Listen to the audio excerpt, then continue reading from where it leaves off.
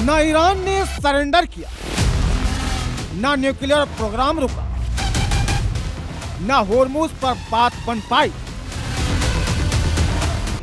लेकिन फिर भी अमेरिका ने ऑपरेशन एपिक फ्यूरी को पूरी तरह कामयाब बताया और अब इसे खत्म करने का ऐलान कर दिया। अमेरिकी विदेश मंत्री मार्को रूबियो के मुताबिक जो टारगेट हमने तय किए थे उसे हासिल कर लिया। एपिक फ्यूरी ये नाम अमेरिका ने ईरान पर शुरू किए ऑपरेशन के लिए रखा था। 28 फरवरी को अमेरिका ने ईरान पर अटैक की शुरुआत की थी। ऑपरेशन एपिक फ्यूरी का मकसद ईरान के बैलिस्टिक मिसाइलों और ड्रोन क्षमताओं को नष्ट करना था। ईरान के मिसाइल उत्पादन सुविधाओं और डिफेंस इंडस्ट्रियल बेस को तबाह करना था। ईरानी नौसेना और बाकी सुरक्षा इंफ्रास्ट्रक्चर को निस्नाबूद करना था। ईरान को परमाणु हथियार हासिल करने से हमेशा के लिए रोकना था। ईरानी शासन की सुरक्षा को कमजोर करना था। ईरान के प्रॉक्सी नेटवर्क को कुचलना था। इन तमाम उद्देश्यों को लेकर अमेरिका ने ऑपरेशन एपिक फ्यूरी का आगाज किया, लेकिन अब इस ऑपरेशन को बंद कर दिया। मार्को रूबियो भले ही दावा कर रहे हैं कि हम सब कुछ हासिल कर लिए, लेकिन हकीकत क्या है ये भी आपको जान लेना चाहिए। रिपोर्ट बताती है कि ईरान के पास अभी भी मिसाइलों का भंडार है। रिपोर्ट बताती है कि ईरान का परमाणु कार्यक्रम नष्ट नहीं हुआ है। रिपोर्ट बताती है कि होर्मुज में ईरान नेवी अभी भी एक्टिव है। ईरान शासन कमजोर जरूर हुआ है, लेकिन नए बदले की भावना रखता है। अभी भी ईरान का प्रॉक्सी हिजबुल्लाह इजराइल पर हमले कर रहा है।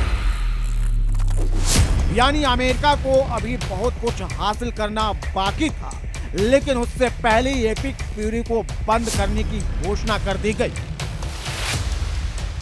हालांकि मार्को रूबियो ने यह भी कहा कि शांति के लिए ईरान को राष्ट्रपति डोनाल्ड ट्रंप की परमाणु कार्यक्रम से जुड़ी मांगे माननी होगी और होर्मुज स्ट्रेट को फिर से खोलना होगा, लेकिन ईरान किसी भी बात को मानने के लिए तैयार नहीं।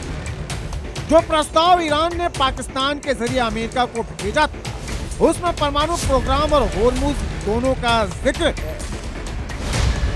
होर्मुज पर अभी भी टकराव बना हुआ है।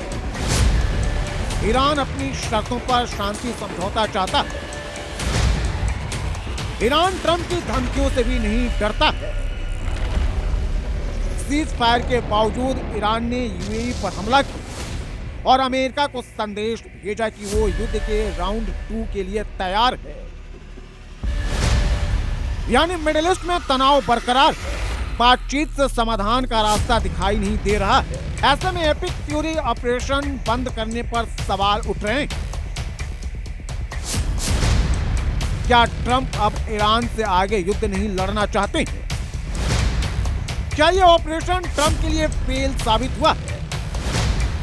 क्या युद्ध में अमेरिका और नुकसान नहीं उठाना चाहता? क्या नेतन्याहू ने ईरान को लेकर ट्रंप को गुमराह किया? क्या अमेरिका की युद्ध लड़ने की क्षमता खत्म हो गई?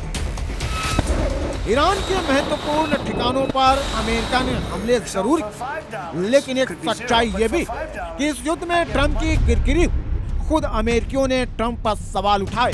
अमेरिकी बेस नष्ट हुए, अमेरिकी सैनिकों की मौत हुई, अमेरिका के अरबों डॉलर खर्च हुए। इतना कुछ होने के बाद भी अमेरिका को कुछ नहीं मिला।